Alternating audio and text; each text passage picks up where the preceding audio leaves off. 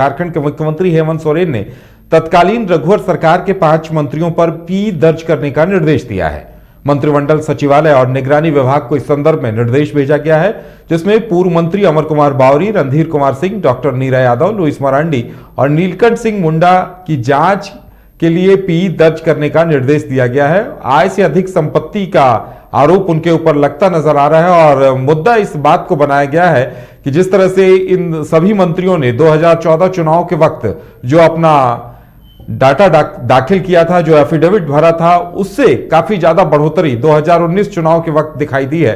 तो आखिर उसके पीछे वजह क्या रही है, अब इस बात की जांच एसीबी करेगी।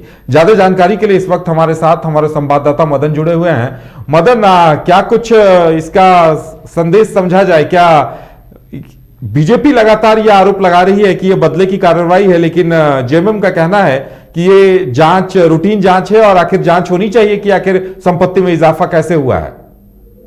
बिल्कुल, देखिए, अब झारखंड में जिस तरह से ईडी और आयकर के छापे पड़ रहे थे, इस बीच में एसीबी की एंट्री ने जरूर एक तरह से सियासत शुरू कर दी है।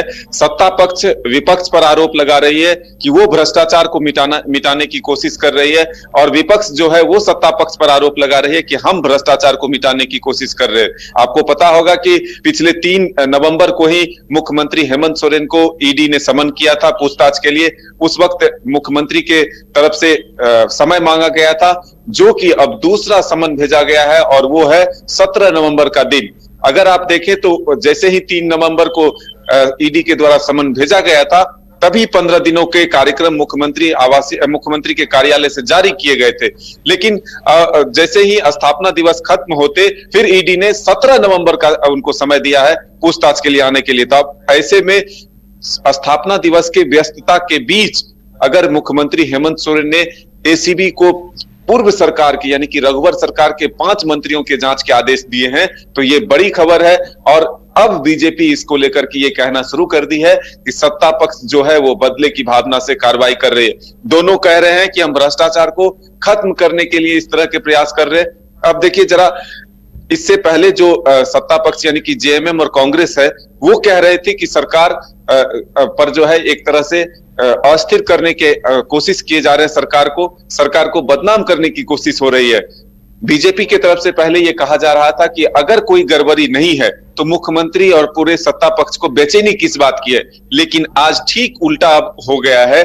जैसे ही एसीबी के द्वारा 5 जो पूर्व मंत्री हैं उनके जांच के आदेश दिए गए हैं एसीबी को, तब जाकर के अब सत्ता पक्ष ये सवाल खड़ा कर रही है कि जब ये 5 मंत्रियों ने कोई गड़बड़ी नहीं की है, आय से अधिक संपत्ति अगर इनके पास नहीं है, तो फिर जांच से किस बात की डर, इतनी बेचैनी क्यों है?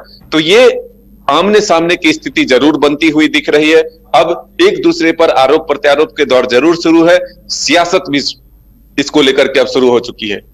बिल्कुल मदन, इन मंत्रियों की तरफ से क्या कोई प्रतिक्रिया सामने आई है क्या?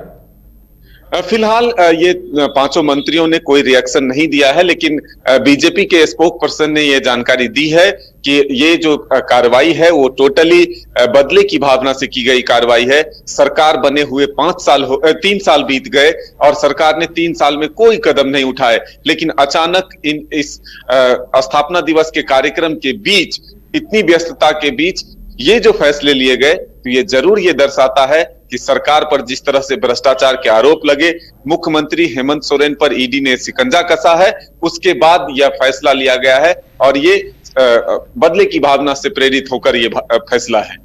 बिल्कुल, यानी मदन, ऐसा लग रहा है कि आने वाले दिनों में ये जो वार पलटवार का खेल चल रहा है, ये और तेज होता दिखाई देगा। बिल्कुल, देखिए, राज्य में सियासी परिदृश्य बिल्कुल बदलने वाली है। अब तक जो इसका एक दूसरा भी परिप्रेक्ष्य अगर आप देखें तो जरूर ये आम लोगों के लिए एक अच्छी बात है। जो सियासत में लोग आ जाते हैं वो सोचते हैं कि अगर हम कुछ भी करेंगे तो सब सही है, यानी कि हम गलत भी करें तो सही है। लेकिन अगर अब इस तरह के कार्रवाई होते हैं, अगर जांच एजेंसियां जो है वो सही अगर करते हैं, तो जो सत्ता में बैठे हुए लोग होते हैं, जो राजनीति के क्षेत्र में लोग होते हैं, अगर वो भी गलत करेंगे तो फिर उनको भी सजा भुगतनी पड़ेगी।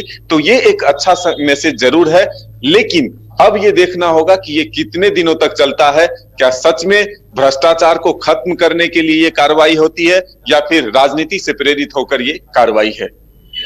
बिल्कुल, तो बड़ी बात ये कही जा सकती है कि ये वार पलटवार का दौर अभी चलता रहेगा और जिस तरह से सीएम हेमंत सोरेन ने अगर एसीबी को जांच करने के आदेश दिए हैं तो इन मंत्रियों की तरफ से जो विरोध या फिर बीजेपी की तरफ से जो कुछ कहा जा रहा है बदले की कार्रवाई, अगर वाकई में सब कुछ साफ है तो फिर इन्हें भी इस जांच का स्वागत करना चाहिए और जांच में शामिल होकर इन प्रश्नों के जवाब देने चाहिए कि उनकी संपत्ति में इजाफा क्यों और कैसे हुआ है।